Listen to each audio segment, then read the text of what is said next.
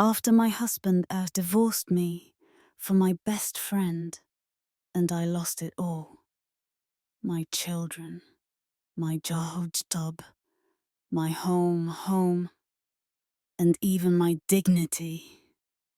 He said I'd never amount to anything good, living in an abandoned truck. I saw a rusty safe with my name on it. Inside was $85,000 cash, a flight ticket, and a note. This is just clothing money. The real fortune is waiting at this location. When I arrived, what I saw flipped the script. The divorce papers arrived on a Tuesday, delivered by a process server who wouldn't meet my eyes. I remember thinking how appropriate that was. Even strangers couldn't bear to witness my humiliation. Marcus had filed 3 months earlier, but I'd been in denial, clinging to the wreckage of our 12-year marriage, like debris from a shipwreck. The papers made it official. Irreconcilable differences, division of assets, custody arrangements that gave me every other weekend with my children. Every other weekend, as if motherhood could be parceled out like leftover takeout. I sat at our kitchen table, my former kitchen table, and read through the settlement with hands that wouldn't stop shaking. Marco got the house, the investments, the retirement accounts. I got the 2012 Honda Civic with the check engine light that never turned off and enough debt to drown in. His lawyer had been ruthless, painting me as unstable, incompetent, unfit. My lawyer had been a public defender juggling 40 cases who returned calls once a week if I was lucky. The custody arrangement was the cruelest cut. Sophia was 10, Benjamin was 7, and according to the court documents, they needed stability and structure that I apparently couldn't provide. Marcus could provide it, though. Marcus and Jennifer, my best friend since college. My maid of honor. The woman who'd held my hand through 2 difficult pregnancies and helped me paint the nursery walls in soft yellows and greens. The woman who'd cried with me over wine when my mother died. Who'd listened to me complain about Marcus's long hours at the firm. Who'd assured me that every marriage had rough patches. She'd been having an affair with my husband for 2 years. I found out the way these things always happen in the movies, which made it somehow worse, cliched even in my devastation. A text message left open on Marcus's phone while he showered. Can't wait for tonight. Tell her you're working late again. Heart emoji. Kiss emoji. The little devil face that I'd always thought was playful when Jennifer sent it to me. The confrontation had been surgical in its efficiency. I'd screamed, cried, thrown his phone against the wall. Marcus had been calm, almost bored. It's over, Claire. It's been over for years. You're just too pathetic to see it. Jennifer had been worse.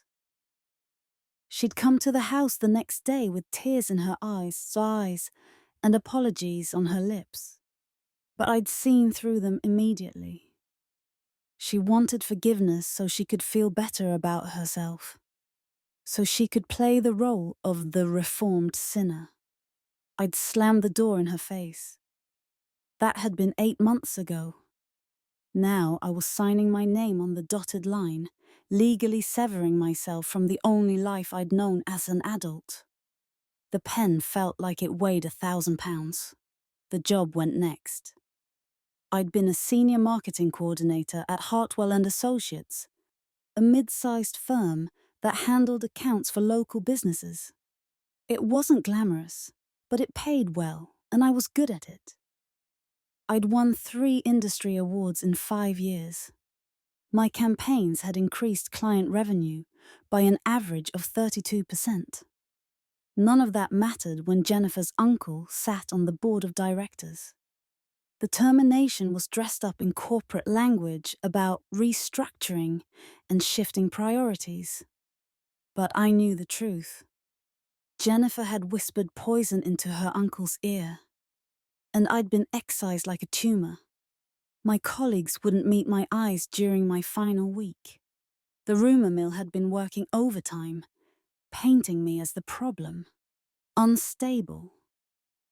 Difficult to work with.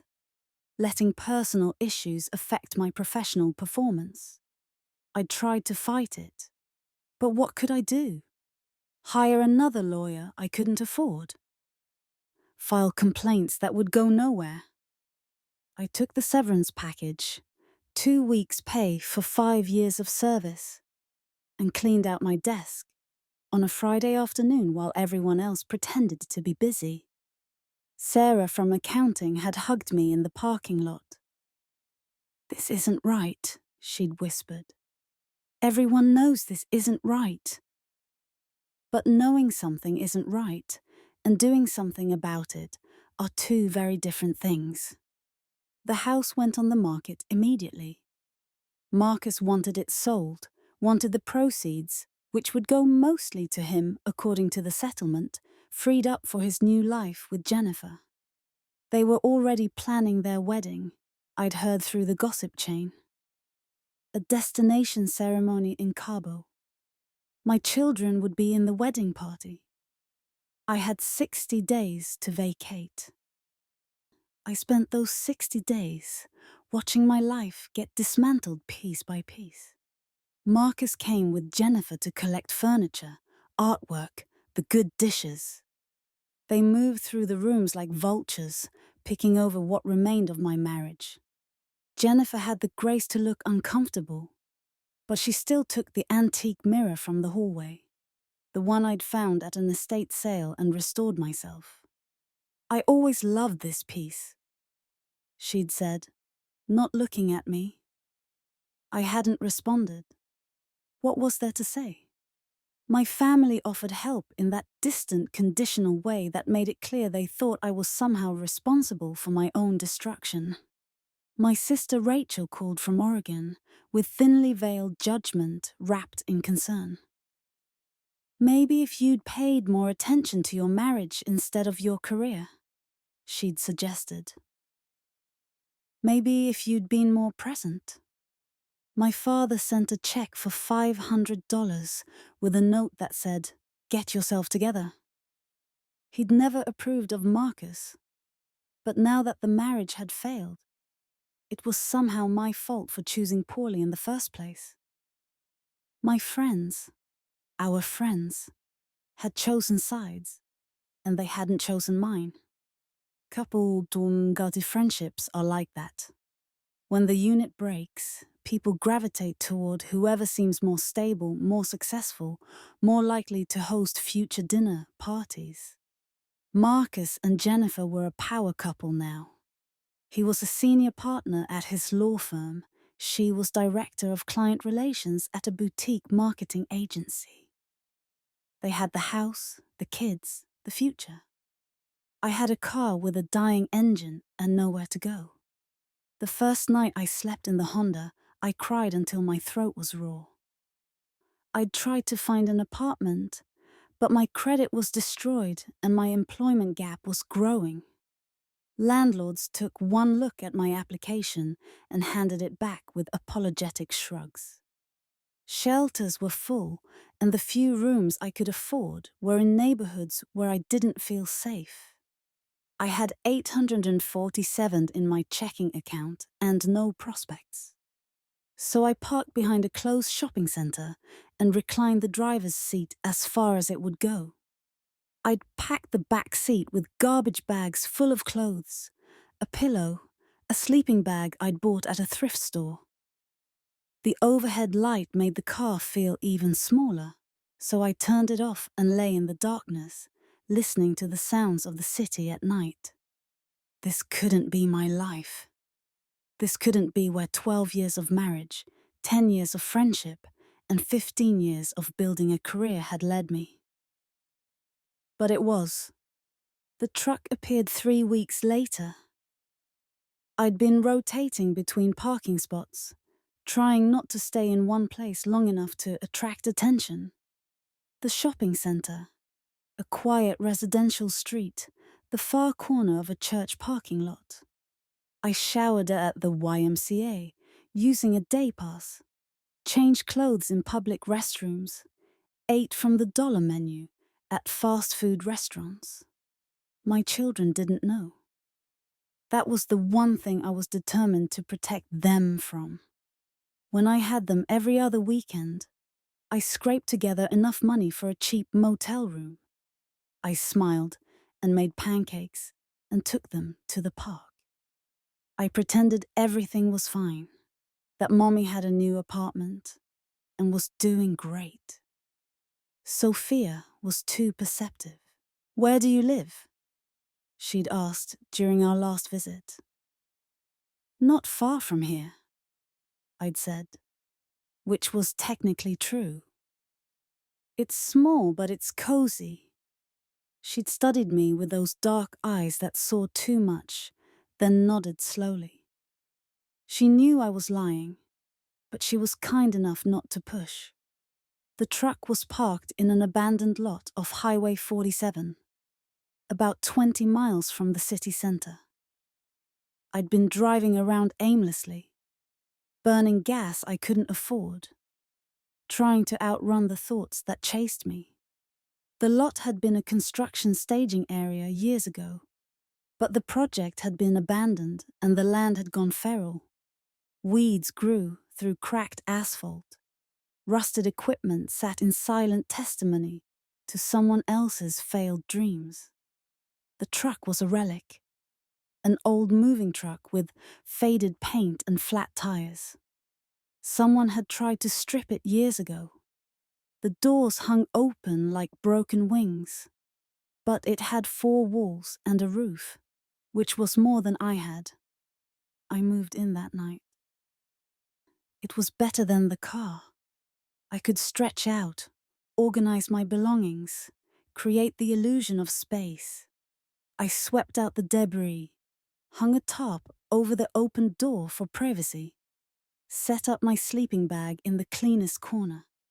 There was no electricity, no running water, no heat. But it was shelter. I told myself it was temporary. I told myself I'd find a job, save money, get back on my feet. I told myself a lot of things during those first nights in the truck, lying awake in the darkness while my breath condensed in the cold air. Mostly, I told myself that Marcus was wrong. He'd said I'd never amount to anything good. He'd said it during the divorce proceedings loud enough for his lawyer and mine to hear. "Look at her, she's a mess. She can't even take care of herself, let alone 2 children. She'll end up homeless, probably addicted to something. Definitely alone. That's who she is. That's who she's always been under that thin veneer of competence." Jennifer had looked uncomfortable, but hadn't contradicted him. The judge had looked at me with pity and handed my children to them. I'd never amount to anything good. The words echoed in my head every night as I tried to sleep in that abandoned truck, wondering how my life had become unrecognizable, wondering what I'd done to deserve this, wondering if Marcus was right after all. I found the safe on a Tuesday morning, exactly 6 weeks after moving into the truck. I'd been reorganizing my belongings, trying to create some sense of order in the chaos. The truck's interior was surprisingly deep, and I'd been using the far corner for storage. While shifting bags around, my hand hit something solid behind a loose panel in the wall. At first, I thought it was part of the truck's original structure. But when I pulled the panel away, I found a small safe, maybe 2 feet square, rusted but intact, bolted to the floor of the truck, scratched into the metal surface, barely visible under decades of grime. Claire Winters, my maiden name. My hands started shaking so badly I had to sit down. This wasn't possible. This truck had been here for years, maybe decades. There was no way a safe with my name on it could just be sitting here, waiting for me to find it. I stared at it for a full 5 minutes, my mind racing through possibilities. A joke? A coincidence? Someone with the same name? But no, the truck. This specific truck, in this specific abandoned lot, right when I needed shelter most desperately. The odds were astronomical. The safe had a combination lock, old and stubborn. I tried my birthday, my children's birthdays, my anniversary with Marcus. Nothing worked. I tried my parents' anniversary, my address growing up, random sequences. Still nothing. Then, on impulse, I tried my mother's death date, 7/15/19. The lock clicked open. Inside the safe, cash in neat bundles, a manila envelope, and a small wooden box. I pulled everything out with trembling ass and spread it across the truck floor. The cash was in $100 bills, sorted into stacks and bound with paper bands.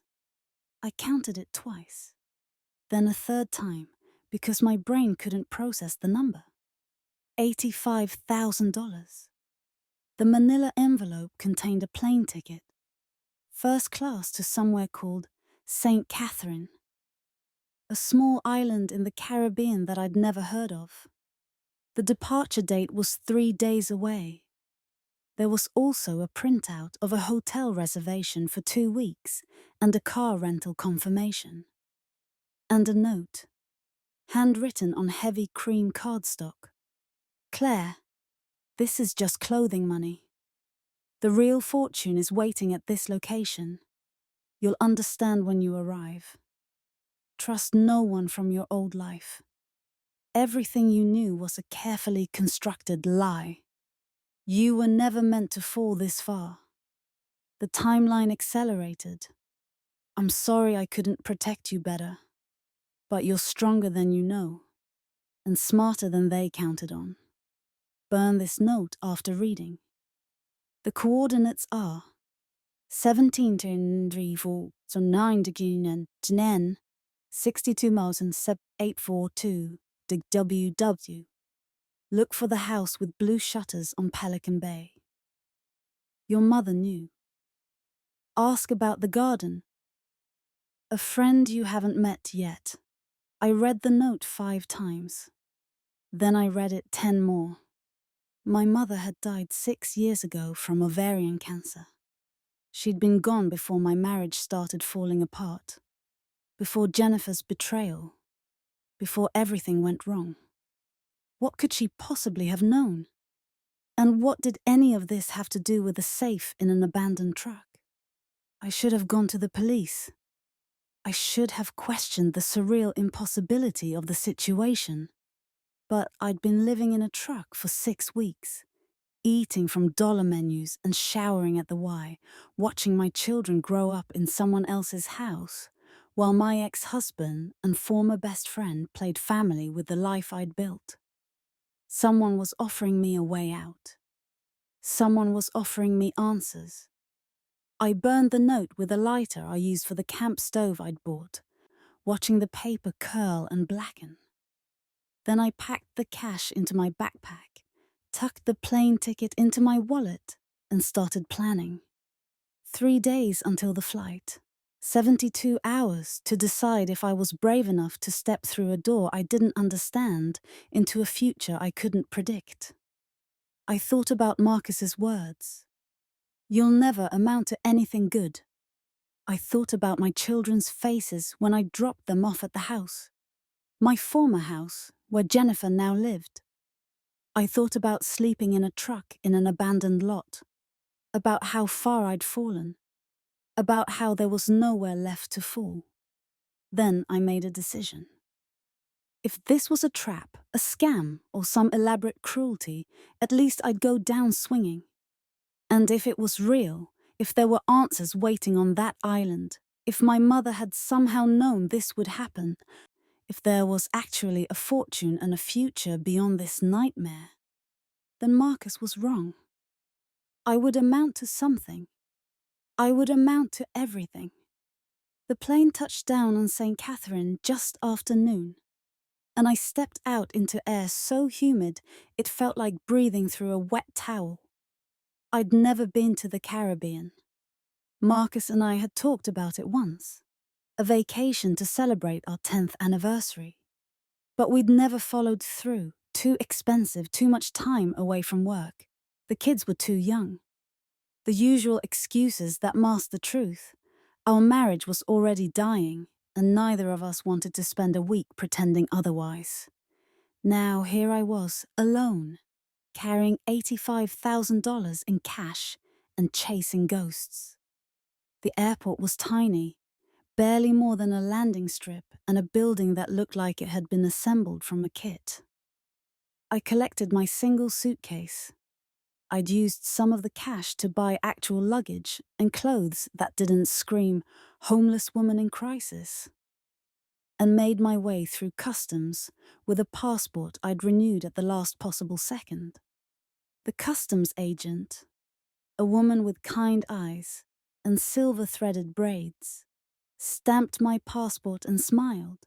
"First time to St. Catherine?" "Yes." "Here on business or pleasure?" I almost laughed. Business?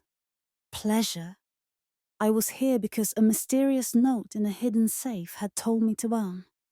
I was here because my life had imploded, and this was the only thread I had to pull. "A bit of both," I said finally. She handed back my passport. "Welcome to paradise."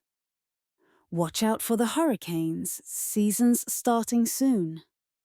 The rental car was waiting as promised.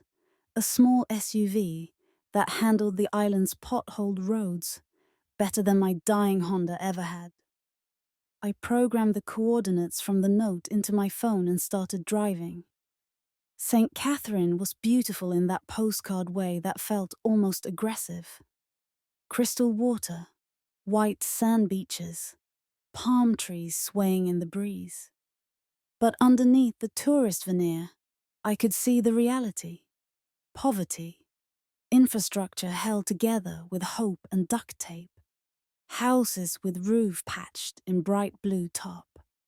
The coordinates led me away from the resort areas and into the island's interior. The roads got narrower, the jungle pressing in on both sides. I passed through small villages where children played in yards and women hung laundry on lines that sagged under the weight. After 40 minutes, I reached Pelican Bay. It wasn't on any map I'd checked. It was barely a settlement. Maybe a dozen houses clustered around a small harbor where fishing boats bobbed in the shallows. The house with blue shutters sat at the end of a dirt road overlooking the water. It was bigger than I'd expected, a colonial-style structure with wraparound porches and windows that caught the afternoon light. The blue shutters were faded but intact, and the garden. The garden. I parked and got out slowly, staring at what surrounded the house. It was my mother's garden. Not similar to it, not reminiscent of it. It was exact in every detail that mattered. The layout of the beds, the types of plants, the small stone pathway that wound through the center. Even the bench in the corner, weathered wood under a flowering vine, was identical to the one my mother had sat on every evening during the last summer of her life. This was impossible. "You found it." I spun around. A woman stood in the doorway of the house, tall, maybe 60, with dark skin and silver-grey hair pulled back in an elegant knot. She wore linen pants and a white blouse, and she was looking at me with an expression I couldn't quite read. "Who are you?" My voice came out harder than I'd intended, but my heart was racing and nothing made sense. My name is Patricia Morgan. I've been waiting for you. How did you know I'd come? Because I knew your mother, and I know who you're running from. She stepped onto the porch, moving with the careful grace of someone who'd learned to navigate both physical and social terrain with precision. Come inside, Claire. We have a lot to discuss, and the sun's getting brutal. I should have run. I should have gotten back in the rental car and driven straight to the airport. Instead, I followed her inside. The interior of the house was cool and spacious, with ceiling fans stirring the air and furniture that managed to be both elegant and comfortable. Patricia led me to a sitting room where a pitcher of iced tea waited on a low table. "Sit," she said. And it wasn't quite a command, but it wasn't a suggestion either. I sat. She poured tea into 2 glasses and settled into the chair across from me. For a long moment, she just studied me, her gaze intense and assessing. "You look like her," she said, finally. "Same eyes, same stubborn set to your jaw. She said you'd be skeptical, that you'd need proof before you believe anything I told you." "Proof of what? I don't even know why I'm here." Patricia smiled, but there was sadness in it. "You're here because your mother spent the last 5 years of her life setting up a safety net for you. And you're here because everything you thought you knew about your life was constructed by people who wanted to destroy you." The room felt too small suddenly. "What are you talking about? How much do you know about your mother's life before she married your father?" "She worked as a paralegal. She met my dad at a firm event. They got married, had me and my sister, lived in Connecticut.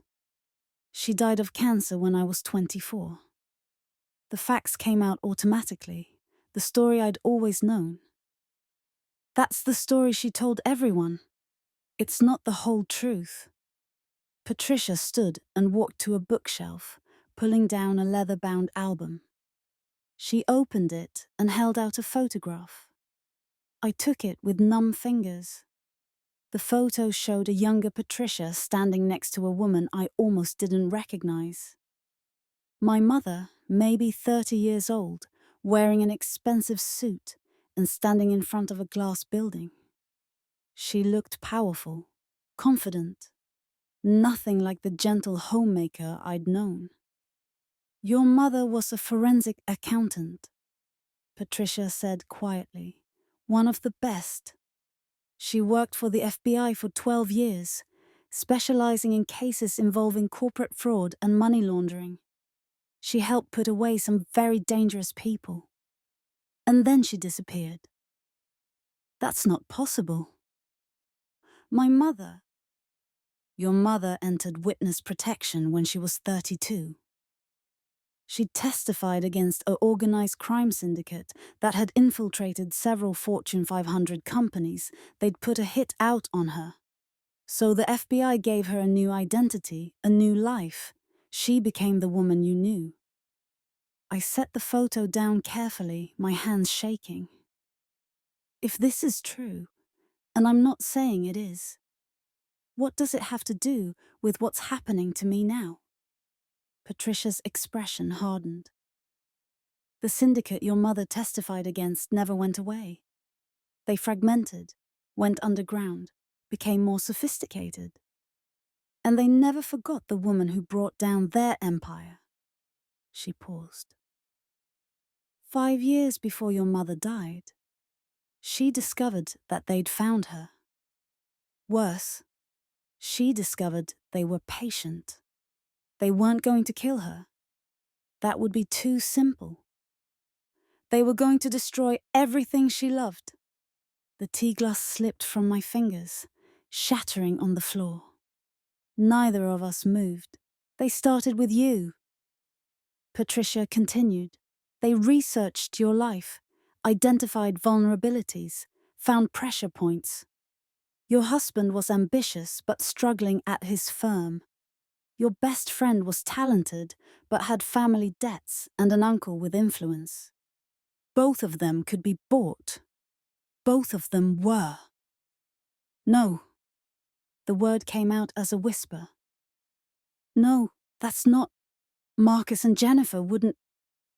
Your mother found documentation, financial transfers, recorded conversations, emails. She traced it all back to a shell corporation controlled by the syndicate. Marcus was paid to seduce you, marry you, have children with you. Jennifer was paid to befriend you, gain your trust, become irreplaceable. And when the time was right, they were paid to destroy you. The room was spinning. I gripped the arms of the chair, trying to anchor myself to something solid. Your job, your home, your children, your reputation, all of it was supposed to crumble. The plan was to break you completely, reduce you to nothing, and then let you die knowing that everything you'd built was a lie. That was their revenge on your mother. Not quick, not merciful, slow and devastating. Why didn't she tell me? My voice cracked. Why didn't she warn me? She tried, but she was already sick by the time she discovered the full scope of what they'd done. The cancer was aggressive, and she knew she didn't have much time. So she did what she could. She set up this house as a safe location. She moved money into untraceable accounts. She documented everything she'd found and left instructions for me to help you when the time came. Patricia's voice softened. She left you the tools to fight back, Claire. But you had to fall first. You had to lose everything so you'd be willing to believe the truth. I stood abruptly, nearly knocking over the table. I need air. There's more you need to know. I need air. I stumbled out onto the porch, gripping the railing while my lungs tried to remember how to work. The garden blurred through tears. I hadn't realized I was crying. My mother's garden. The last gift from a woman who'd been protecting me from shadows I didn't even know existed. Marcus hadn't fallen out of love with me. He'd never loved me at all. Our entire marriage, Sophia's birth, Benjamin's first steps, 12 years of shared moments, had been a transaction. A job. Jennifer's friendship had been the same. Every coffee date, every late-night conversation, every time she'd been there when I needed her. All of it calculated, paid for, fake. I'd lost my children to people who'd been systematically destroying my life since before I even met them. The nausea hit hard. I barely made it to the edge of the porch before I threw up into the garden, my body trying to purge a truth too toxic to hold. When I could finally stand again, Patricia was there with a wet cloth and a glass of water. She didn't say anything, just waited while I cleaned myself up and drank. How much? I asked finally. How much did they pay him? $2 million over the course of your relationship. Jennifer got $800,000. The legal fees for the divorce, the custody battle, having you fired. That was all funded by the same source. And my mother documented all of this? Everything. It's all here in her archive. Financial records, recordings, photographs, email chains. She even tracked the money back to its source. A network of shell companies controlled by the remnants of the syndicate she helped destroy. Patricia gestured back toward the house. Come inside. I'll show you. The archive was in a converted bedroom on the second floor. File cabinets lined the walls, and a long table held neat stacks of folders, each labeled and organized with obsessive care. My mother had always been organized. I'd thought it was just her personality, the paralegal's attention to detail bleeding into her home life. Now I understood it was training from her old life, habits she'd never quite shaken even in witness protection. Patricia pulled out the first file and opened it. This is the beginning. Documentation of the first contact between the syndicate and Marcus Holloway. I stared at photographs of Marcus from years before I'd met him, meeting with men in expensive suits at upscale restaurants, depositing checks into bank accounts, signing contracts with companies I'd never heard of. They approached him when he was still in law school, Patricia explained. He was bright but broke, ambitious but without connections. They offered him everything he wanted. Money for tuition, a guaranteed position at a top firm, a network of powerful allies. All he had to do was follow instructions when the time came. And the instructions were to find me. To find you, court you, marry you, and eventually destroy you. But not immediately. They needed time to integrate him into your life, to make the relationship seem genuine. They couldn't afford obvious manipulation. That might have alerted your mother. So they were patient.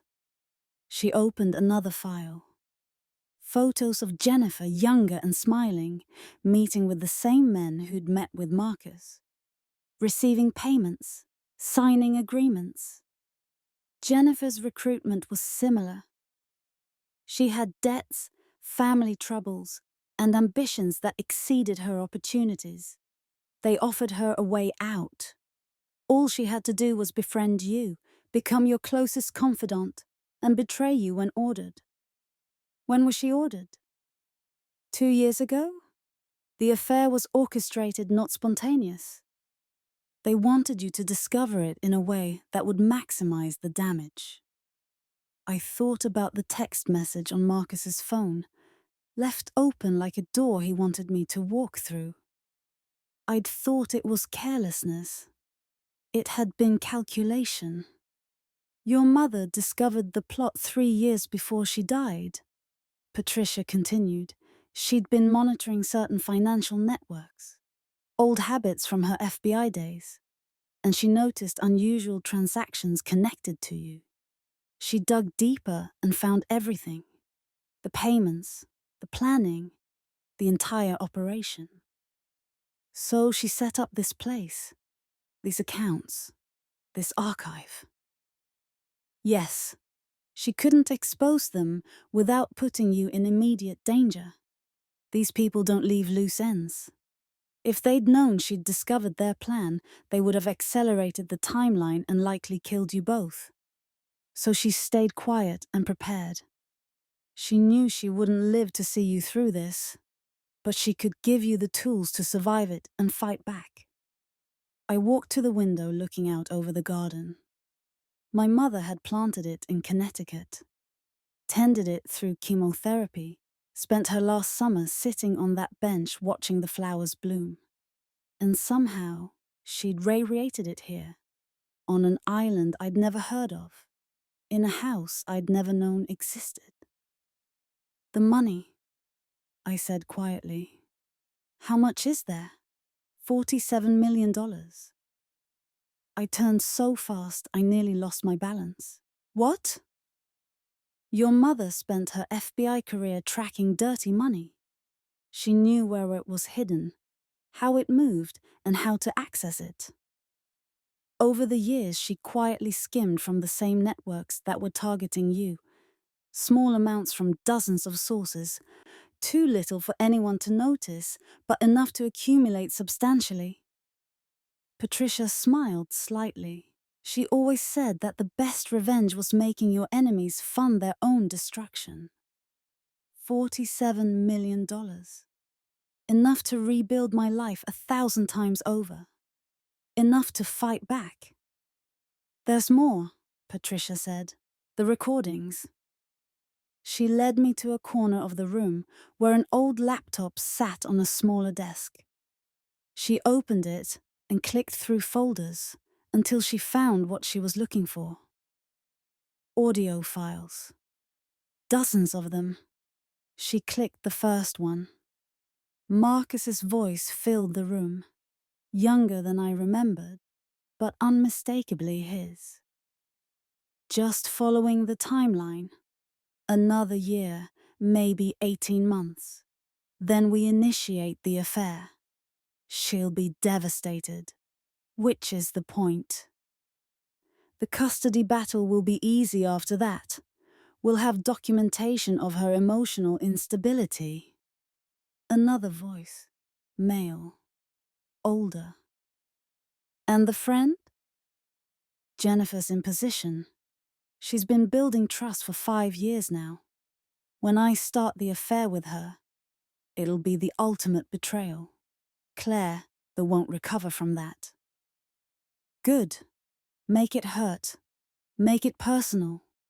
Sophia Winters thought she could destroy us and walk away clean. We want her daughter to feel every bit of pain Sophia did when we dismantled her life. Sophia Winters. My mother's witness protection name had been Margaret Sullivan, but Sophia Winters had been who she really was. I listened to recording after recording. Meetings where Marcus and Jennifer discussed their progress. Conversations about how to isolate me from friends and family. Planning sessions for the divorce and custody battle. Cold, clinical discussions about destroying my career, my reputation, my will to live. In one recording dated 6 months before the divorce, Marcus laughed about something I'd said to him in confidence, mocking my vulnerability to his handlers. In another, Jennifer described my emotional breakdown after finding the text message. Her voice detached and analytical. These people hadn't just betrayed me. They'd made me the subject of their ongoing project, studied me like a specimen, reported on my pain like data points. By the time the final recording ended, my tears had dried. Something harder and colder had taken their place. "I want to destroy them," I said. Patricia nodded. "Your mother hoped you would. That's why she left you everything. The money to fund it, the evidence to prove it, and contacts who can help." Contacts? Your mother kept in touch with certain people from her FBI days. They knew what happened to her and why. Some of them have been waiting for years for a chance to finish what she started. Patricia closed the laptop. The syndicate may have fragmented, but they're still operating, still laundering money, still corrupting businesses, still destroying lives. Your mother's evidence can bring them down, but it'll take someone willing to fight and to...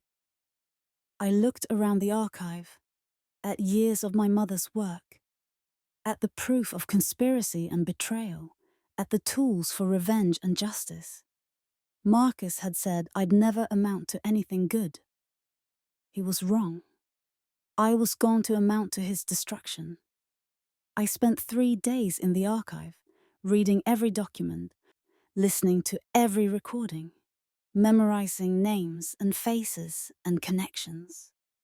Patricia brought me meals and coffee, checked on me periodically, but mostly left me alone. She understood what I was doing, transforming grief into ammunition. The syndicate's structure was complex but not impenetrable.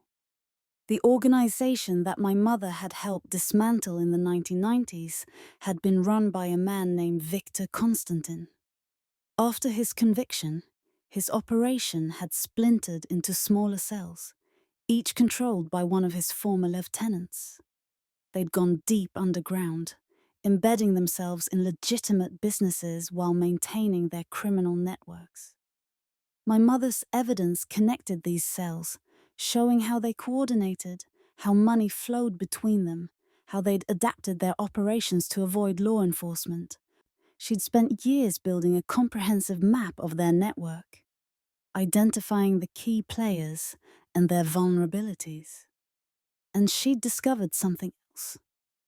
The plot against me wasn't unique. The syndicate had made a practice of targeting the families of people who'd wronged them. Slow-motion revenge operations that could take decades to fully execute. My case had been ongoing for 12 years. Others had been running for longer. There was a file on a woman named Diane Richardson, whose husband had been an FBI informant. The syndicate had arranged for her business to fail, her children to become estranged from her, and her health to deteriorate under mysterious circumstances. She'd died in poverty, isolated and broken, never knowing that her misfortune had been orchestrated. There was a file on a man named Thomas Chen whose testimony had helped convict Victor Constantin himself. The syndicate had destroyed his family through a series of events that seemed unrelated.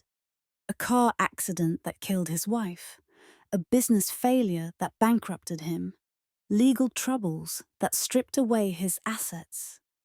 He'd committed suicide in 2003. The pattern repeated across dozens of files. Lives destroyed systematically, revenge served cold over decades, families torn apart by invisible hands. My mother had documented it all, and now I had the proof. On the fourth day, Patricia introduced me to the first of my mother's contacts. His name was Robert Paxton, and he'd been my mother's supervisor at the FBI. He was in his 70s now, retired but still sharp, with the kind of presence that suggested he'd commanded rooms full of people who all thought they were the smartest person present. We met on the porch, the Caribbean sun making everything feel surreal. Robert was tall and lean, with silver hair and eyes that missed nothing. "You look like her," he said, shaking my hand with a grip that was firm but not aggressive. Sophia was one of the best analysts I ever worked with. I'm sorry for what they did to her, and I'm sorry for what they did to you. She knew, I said. It wasn't quite a question. She knew.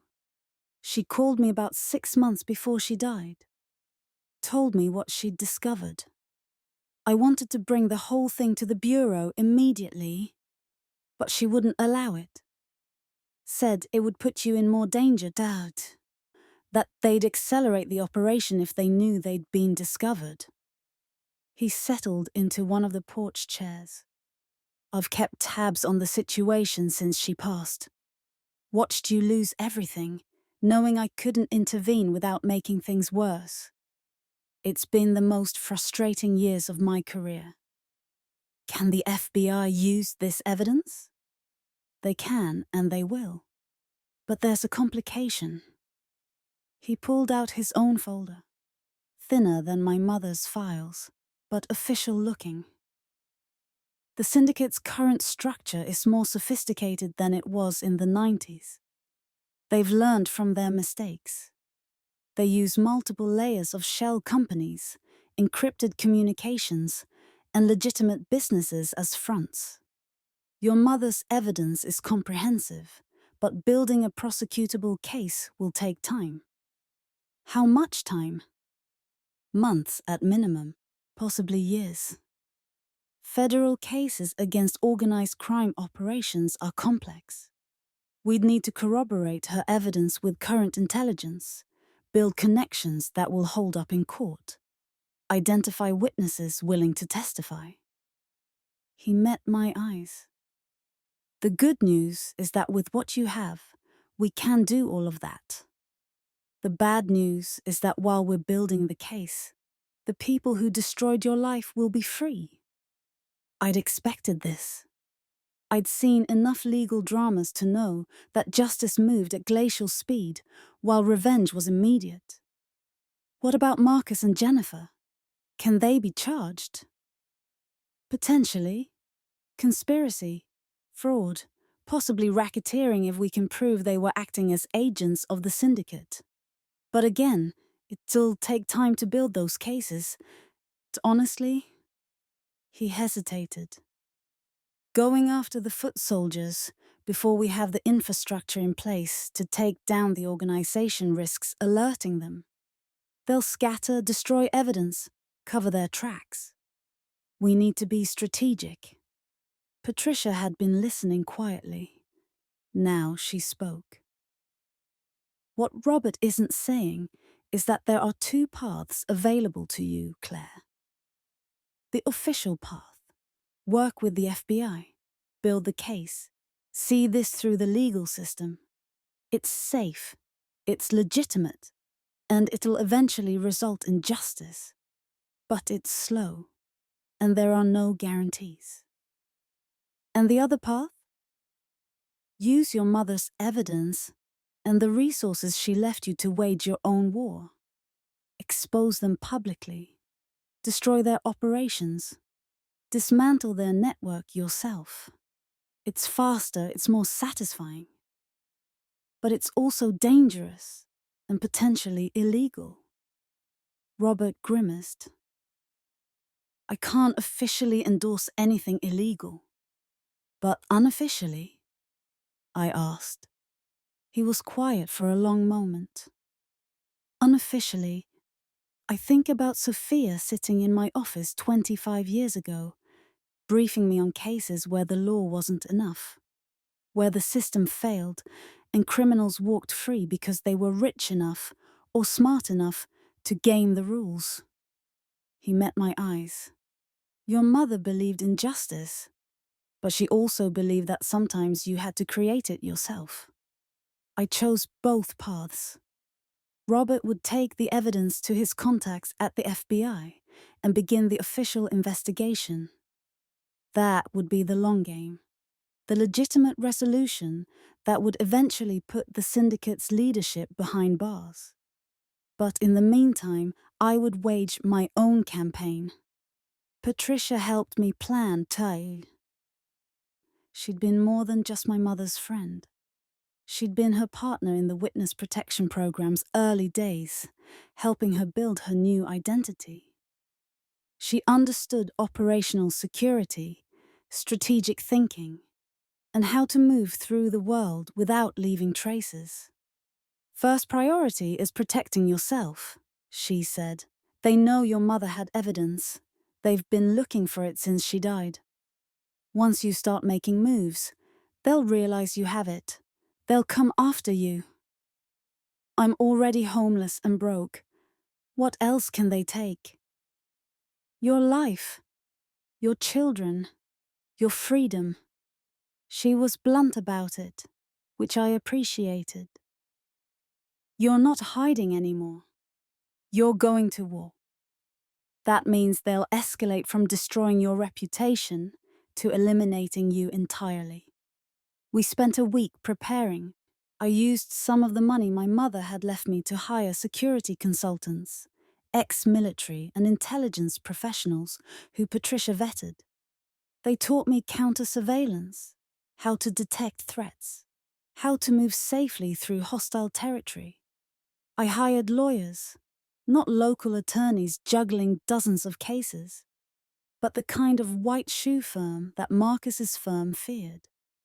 They reviewed the custody settlement and began preparing a case to overturn it. The recordings of Marcus discussing the plan to destroy me would be compelling evidence of fraud and conspiracy. I hired a private investigator to document Marcus and Jennifer's current activities. Within 48 hours, I had photographs of them together. Financial records showing Jennifer's continued payments from shell companies, and evidence that Marcus was still in contact with his syndicate handlers. And I began planning the exposure. My mother had been meticulous about documentation, but she'd focused on evidence that would hold up in court. I needed something different. Evidence that would play in the court of public opinion. I hired a media consultant who specialized in crisis management and reputation repair. Her name was Andrea Chen, and her firm had handled some of the biggest corporate scandals in recent years. "You want to destroy them," she said during our first meeting. It wasn't a question. Yes. Good, because halfway measures won't work here. You need total exposure, maximum damage, coordinated across multiple platforms. She pulled out a tablet and started making notes. We'll need a website, social media campaign, press releases, maybe a press conference. Everything released simultaneously so they can't get ahead of the story. They'll deny it. Of course they will. Which is why we'll lead with evidence they can't deny. Audio recordings of them discussing the conspiracy, financial documents showing the payments, photographs of them with known criminals. We'll make it impossible for them to claim innocence. What about legal repercussions? Defamation lawsuits? Andrea smiled. Truth is an absolute defense against defamation. And if they sue you, they'll have to prove that what you've published is false. Which means you get to introduce all your evidence in court. They won't risk that. Over the next 2 weeks, Andrea's team built the framework for what she called the reveal. A website went live under a pseudonym, cataloging the syndicate's history and my mother's investigation. Social media accounts were created and loaded with content, ready to publish on my signal. Press releases were drafted and loaded into distribution systems. And I recorded my own statement, a 10-minute video explaining what had happened to me, showing key pieces of evidence and naming names. Once this goes live, Andrea warned, there's no taking it back. You'll be a public figure, your story will be everywhere, and your life will change permanently. My life already changed permanently. This time I'm controlling the change. Fair enough.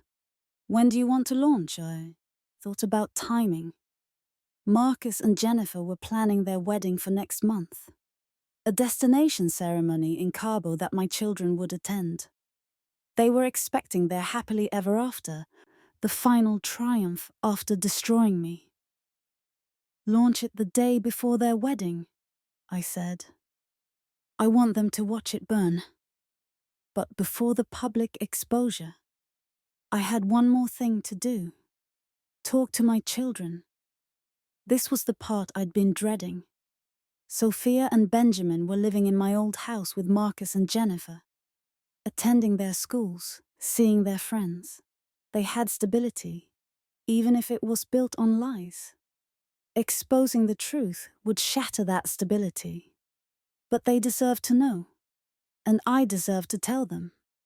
I flew back to the mainland and arranged to pick them up for our scheduled weekend. Marcus handed them over with his usual patronizing smile, and Jennifer waved from the doorway like we were all friends. I took the kids to a park, neutral territory where I could talk without the walls of a motel room closing in. Sophia knew something was wrong immediately. "Mum, are you okay?" I sat down on a bench and gestured for them to join me. Benjamin, always more trusting, climbed up next to me. Sophia sat on my other side, her expression wary. "I need to tell you something," I said. "Something important about what's been happening to our family." "You mean the divorce?" Benjamin asked. "We know about that already." "Not just the divorce. Everything that led to it. Everything that happened after." I told them a version of the truth.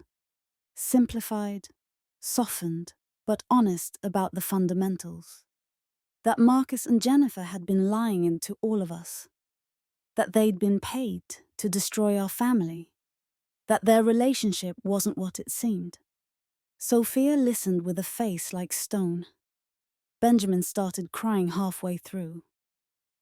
"But Dad loves us," Benjamin said through tears. "He tells us all the time." "I know he does, sweetheart. I think that part is real.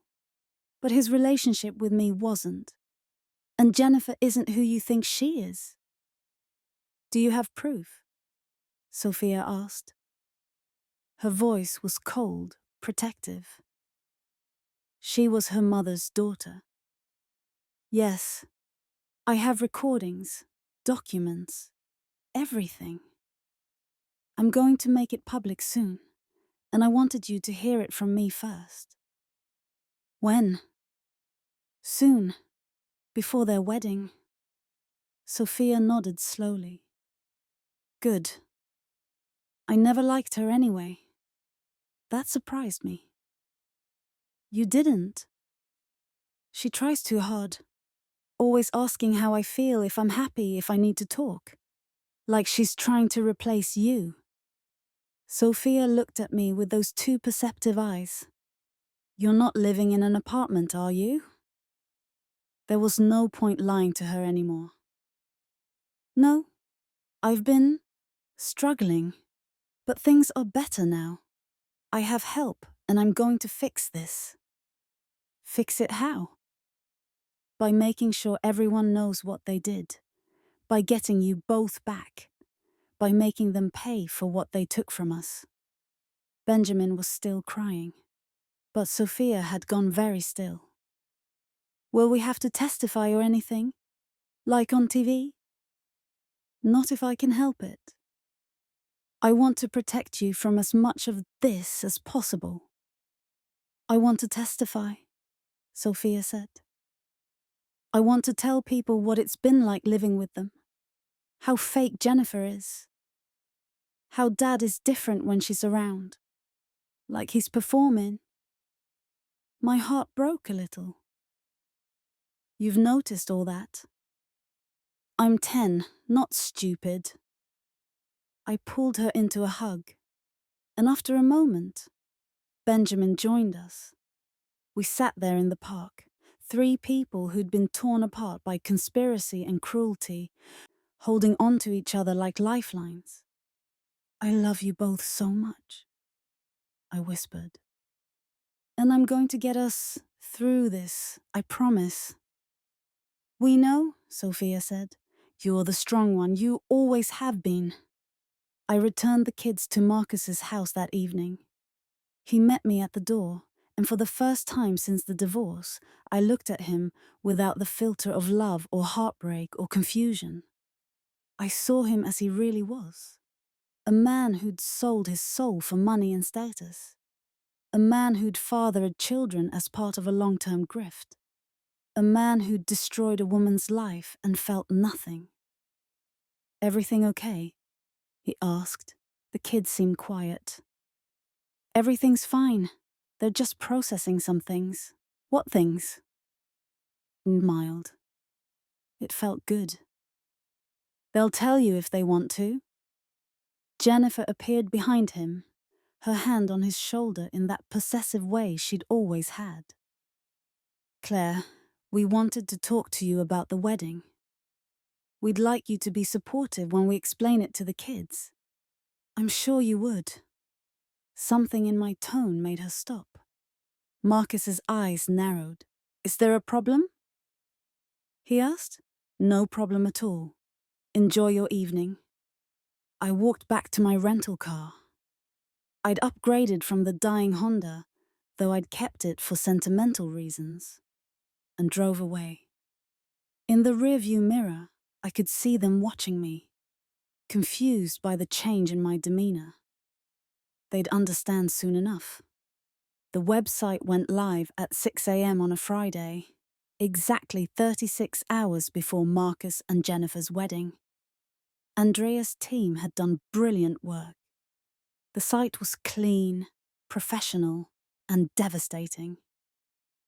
The homepage featured my mother's photograph next to mine, with the headline, "The 30-Year Revenge: How an Organized Crime Syndicate Destroyed 2 Generations."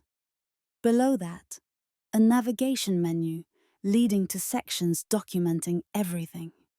The original case against Victor Constantin, my mother's testimony, her entry into witness protection, the syndicate's revenge operation, and the systematic destruction of my life. Each section was meticulously sourced.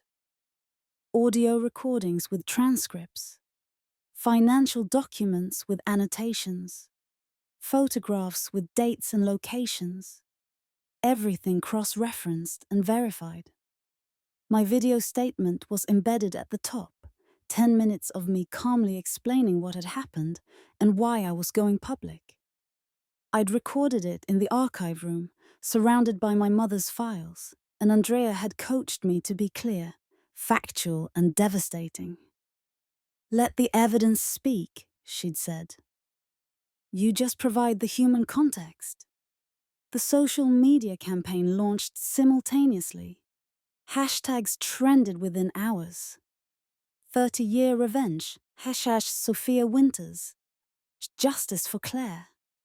Andrea had briefed select journalists in advance, and by noon, the story was everywhere. The Washington Post ran a piece on the syndicate's history and my mother's role in bringing down the original organization. The New York Times covered the witness protection angle and the pattern of revenge operations. Local news in Connecticut picked up the personal angle, the destroyed marriage, the custody battle, the homelessness. Cable news couldn't get enough of it. I did interviews from the safety of St. Catherine, carefully controlling which outlets got access. I told my story over and over, each time with the same calm precision. I showed the evidence, played the recordings, connected the dots, and I named names. Marcus Holloway, Jennifer Chen, the shell companies that paid them, the handlers who coordinated the operation, the lawyers who'd helped rig the custody battle. Every person who'd participated in destroying my life got their name and face published. By evening, Marcus and Jennifer were calling me. I didn't answer. My lawyers did, informing them that all communication should go through official channels, and that any attempt to contact me directly would be considered harassment. Marcus left a voicemail anyway. "What the hell are you doing? This is slander. This is defamation. I'll sue you for everything." I deleted it, let him sue. Andrea was right. Truth was an absolute defense. The wedding was cancelled. I learned this not from Marcus or Jennifer, but from the news. TMZ got hold of the story.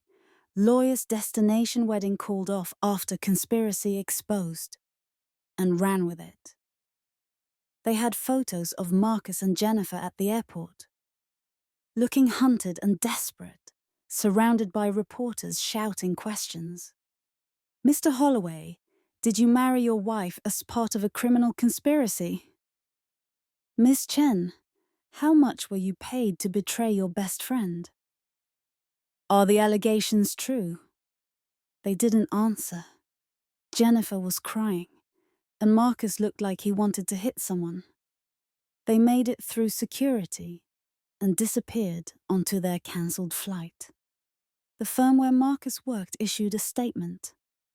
"Marcus Holloway has been placed on administrative leave pending an investigation into serious allegations. We take these matters extremely seriously and are cooperating fully with law enforcement."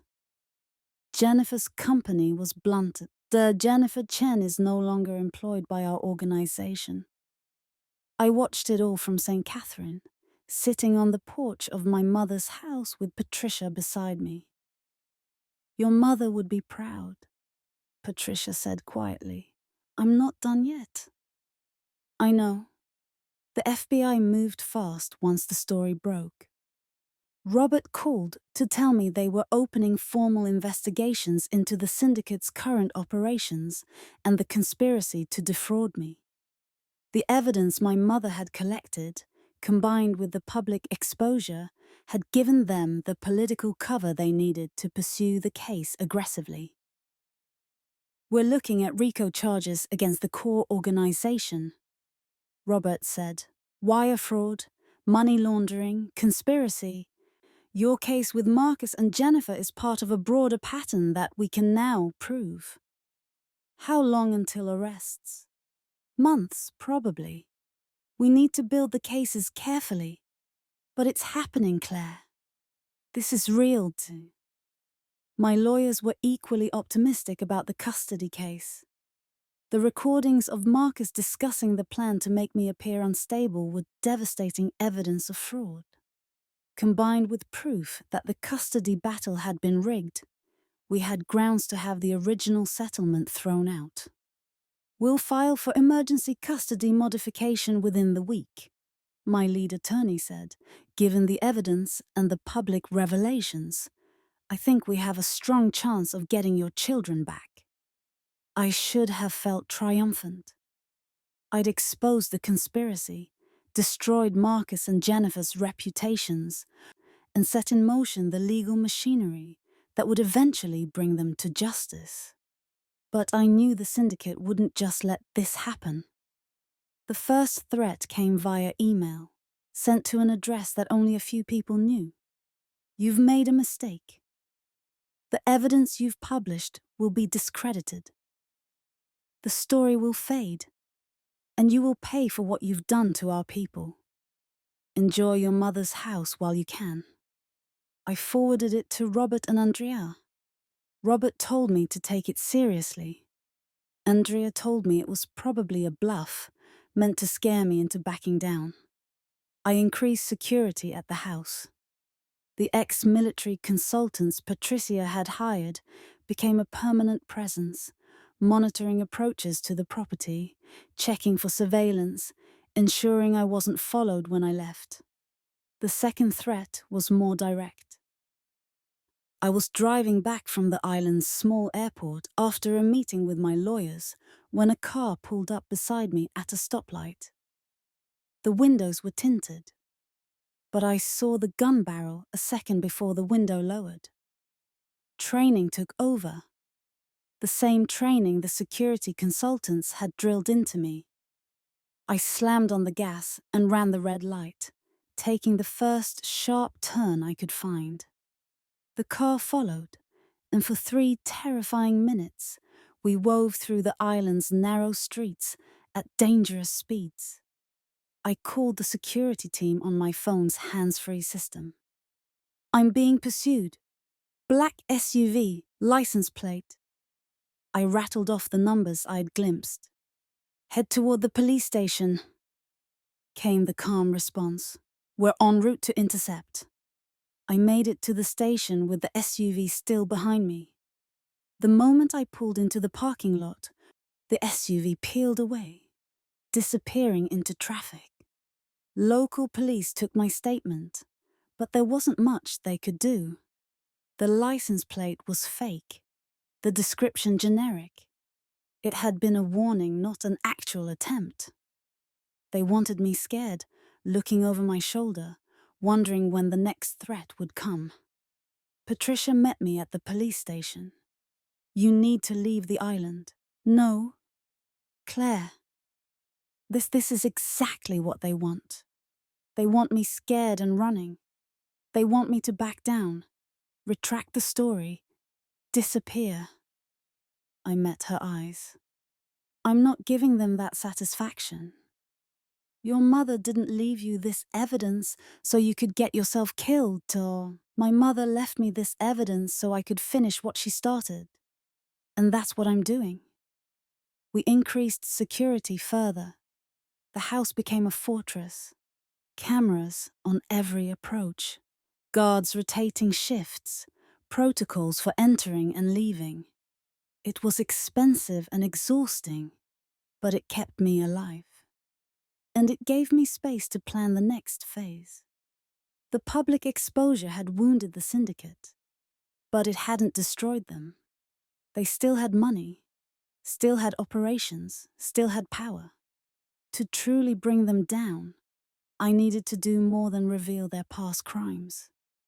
I needed to dismantle their current infrastructure. My mother's files contained information about the syndicate's legitimate business fronts, companies that appeared legal but were actually used to launder money and hide assets. She'd identified dozens of them, traced their connections, and documented their financial irregularities. But she'd died before she could do anything with that information. I could. I hired a team of forensic accountants, professionals who specialized in uncovering financial fraud. I gave them access to my mother's files and turned them loose. Within weeks, they'd identified over 40 shell companies with provable connections to the syndicate. They'd traced money flows, identified tax fraud, documented securities violations, and built cases that could be handed to the SEC, the IRS, and the FBI. "This is extraordinary work," the lead accountant told me. "Your mother must have spent years building this documentation. These connections are impossible to see without the kind of access she had." "Can you use it?" "Absolutely. We can file complaints with federal regulators, trigger audits, freeze assets. We can make their business operations radioactive. Any legitimate company that discovers they're connected to the syndicate will cut ties immediately." "Do it." The complaints started going out. The SEC launched investigations. The IRS began auditing shell companies. Banks froze accounts pending fraud investigations. One by one, the syndicate's legitimate fronts started collapsing, and I made sure the press knew about every single one. Andrea coordinated media coverage, turning each new revelation into a story. The narrative shifted from woman exposes conspiracy to systematic takedown of criminal organization. I became not just a victim, but an active participant in bringing down the people who destroyed my life. The coverage was intense and constant. I did more interviews, wrote op-eds, appeared on news programs. I became a public face of resilience and revenge, a woman who'd lost everything and fought back with intelligence and determination. The public ate it up. Justice for Claire became a rallying cry. Survivors of other conspiracies and betrayals reached out to share their stories. My mother's work exposing the original syndicate was revisited and celebrated. And Marcus and Jennifer were destroyed by association. The custody hearing was scheduled for 3 months after the initial exposure. My legal team had filed for emergency modification, arguing that the original settlement had been obtained through fraud and that Marcus's participation in a criminal conspiracy made him unfit for custody. Marcus's lawyers fought back hard, but they were hamstrung by the evidence. Every time they tried to argue that Marcus was a good father, we played recordings of him discussing how to manipulate the custody battle. Every time they tried to claim the allegations were false, we presented financial documents proving the payments. The hearing took 2 days. I testified about the destruction of my life, the systematic isolation, the homelessness. I presented evidence of Marcus's ongoing contact with syndicate members. I showed the court that my children were living with a man who'd orchestrated a decade-long conspiracy. Marcus testified in his own defense, claiming he'd been manipulated, that he really did love me and the children, that his relationship with Jennifer had developed naturally despite the circumstances. He cried on the stand, a convincing performance that might have worked if we didn't have recordings of him laughing about my pain with his handlers. Jennifer wasn't called to testify. She'd invoked her Fifth Amendment rights on advice of counsel. But her absence spoke volumes. The judge was a woman in her 60s, with a reputation for being tough but fair. She listened to everything, reviewed all the evidence, and took a week to make her decision. When we returned to court for the ruling, I could barely breathe. "This is an extraordinary case," the judge began.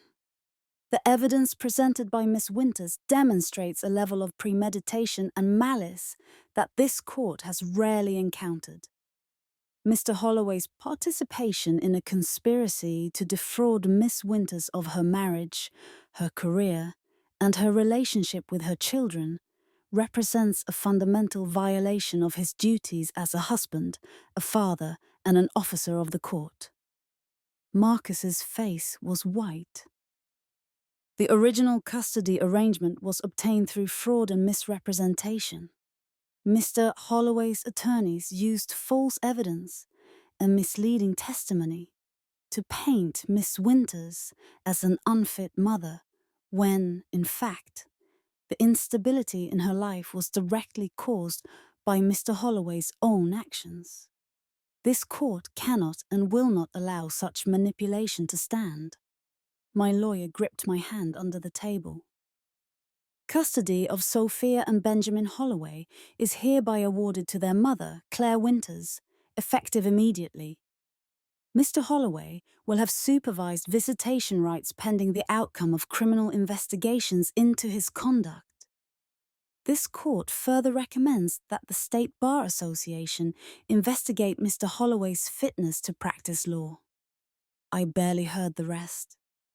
My children were coming home. After months of seeing them every other weekend, after watching them live with the people who destroyed our family, they were finally coming home. Sophia and Benjamin moved in with me 2 weeks later. I'd bought a house on the mainland, nothing extravagant, but comfortable and safe, with good schools nearby and a yard where Benjamin could play. It wasn't the house we'd lost, but it was ours, purchased with money my mother had left me and chosen by all three of us together. The first night, I made dinner while the kids unpacked their rooms. Sophia came downstairs while I was cooking and leaned against the counter. "This feels weird," she said. "Good weird or bad weird? Good weird, like we're starting over." "We are, clean slate. What about Dad?" It was the question I'd been dreading. What about him? "Do you think he ever really loved us? Or was that fake too?" I stopped stirring and turned to face her. "I don't know, sweetie. I think maybe it started fake and became real. I think he loves you and Benjamin as much as he's capable of loving anyone.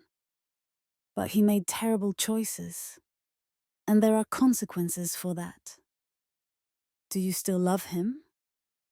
"No, I'm not sure I ever really did. Not the real him, anyway. I loved who I thought he was, which turned out to be fiction." Sophia nodded slowly.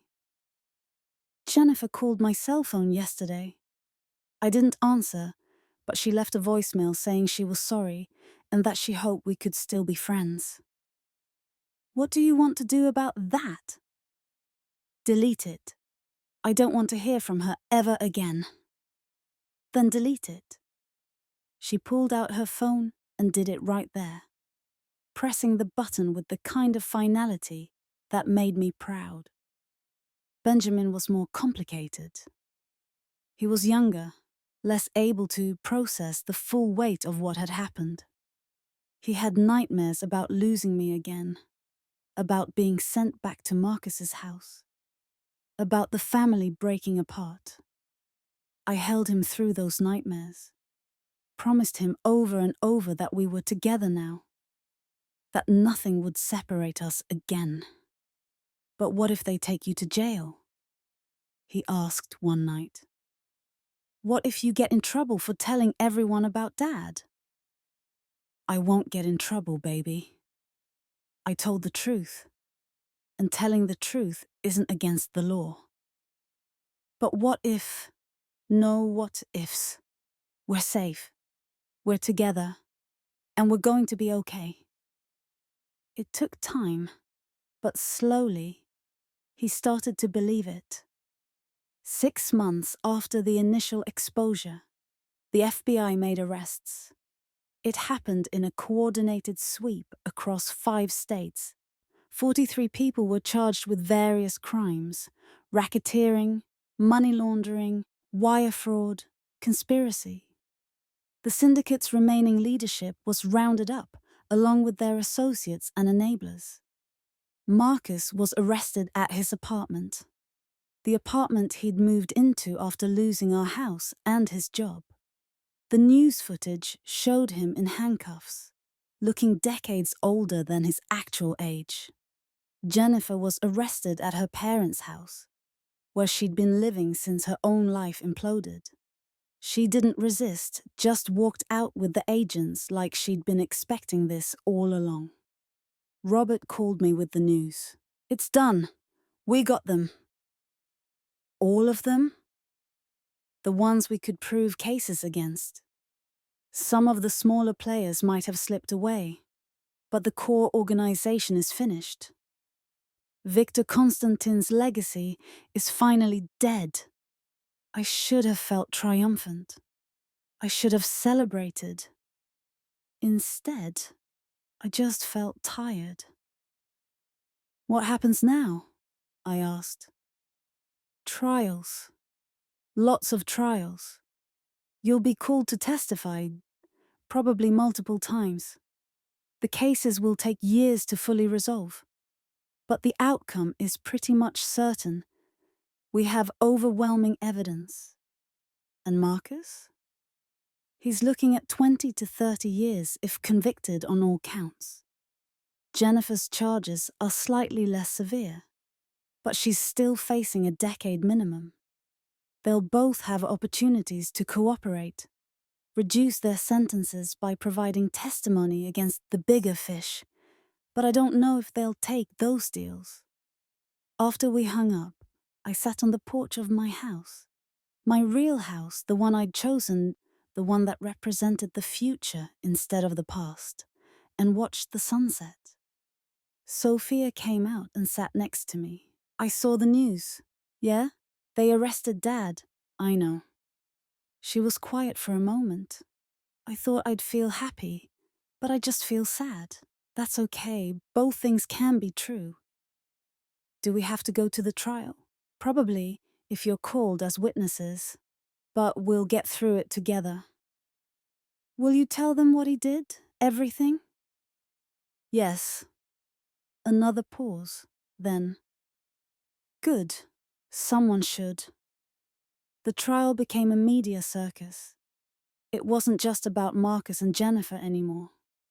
It was about the entire syndicate operation, the 30-year revenge plot, the systematic destruction of families. My mother's story was told and retold, her heroism celebrated, her sacrifice mourned. I testified for 3 days, walking the jury through the evidence, the recordings, the financial documents.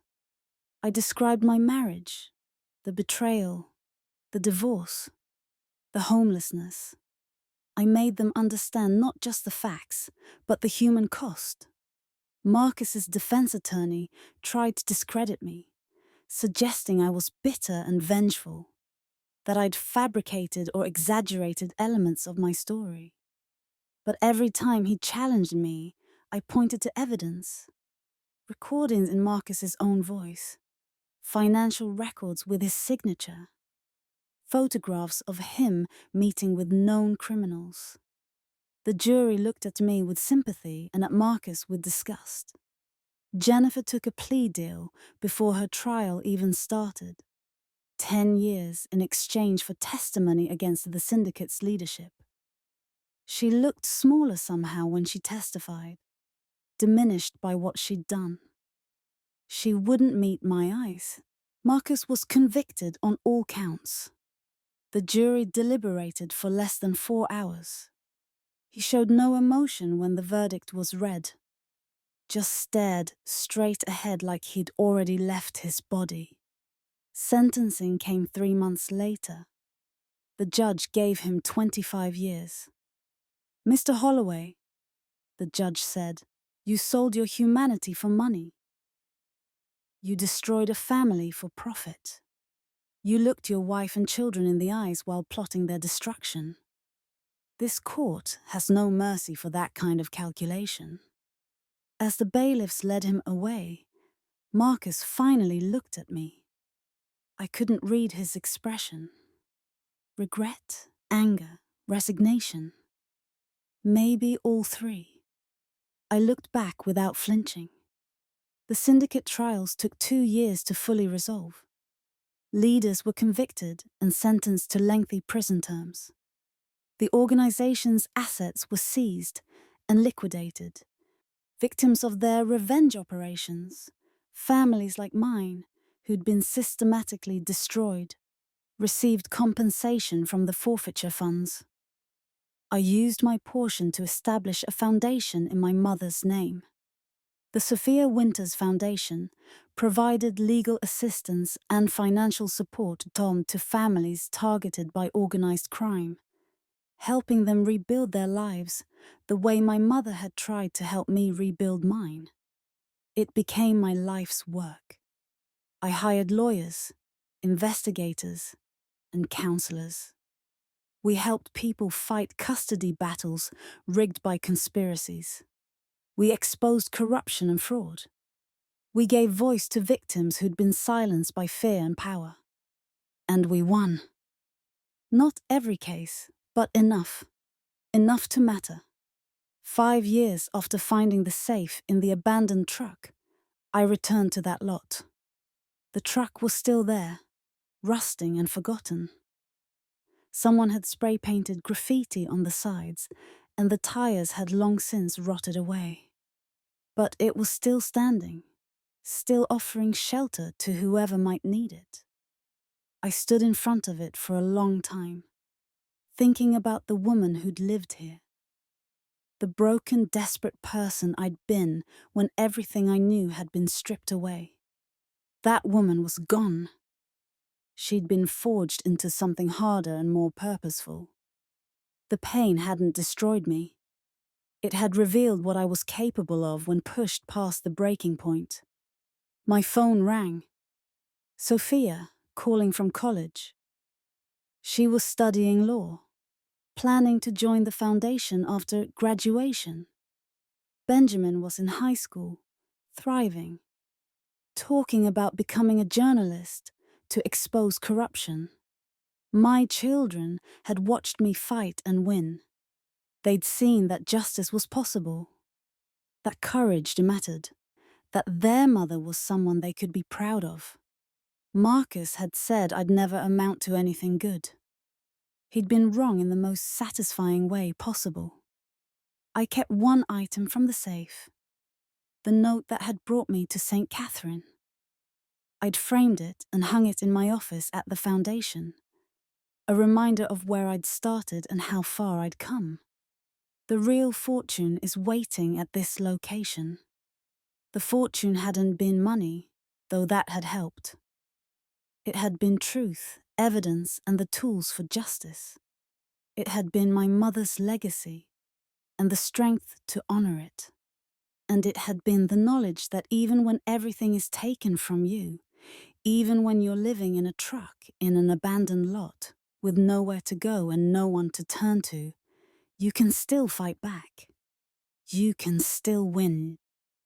The motel receipt was the last thing I found in my mother's archive, tucked into a folder labeled For Claire.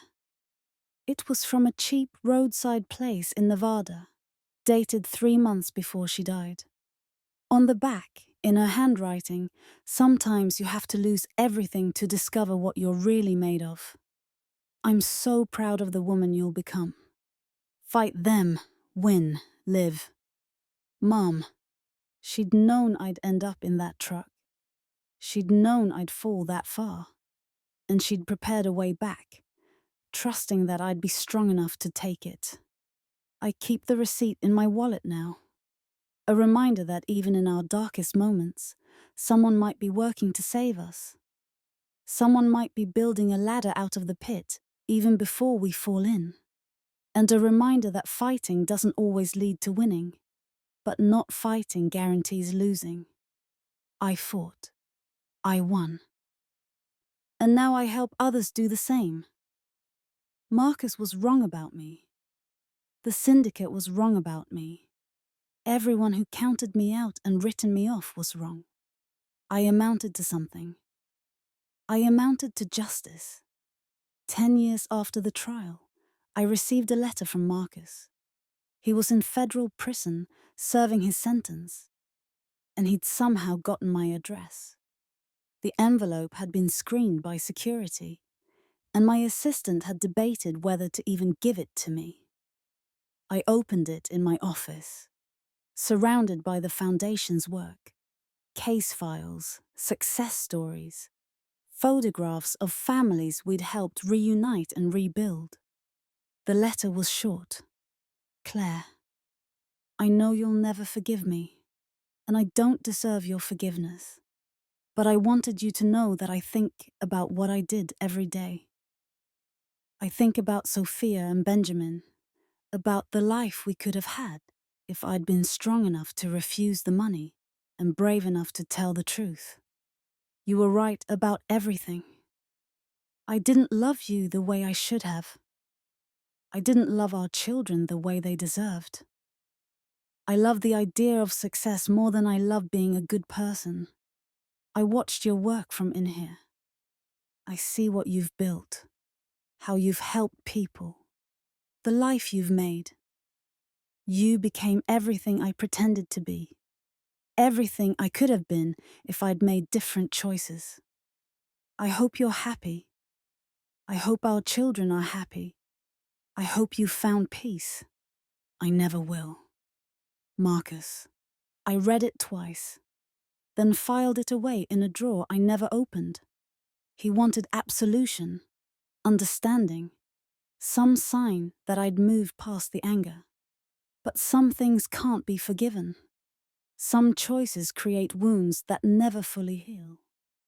And some people have to live with the consequences of their actions without the comfort of reconciliation.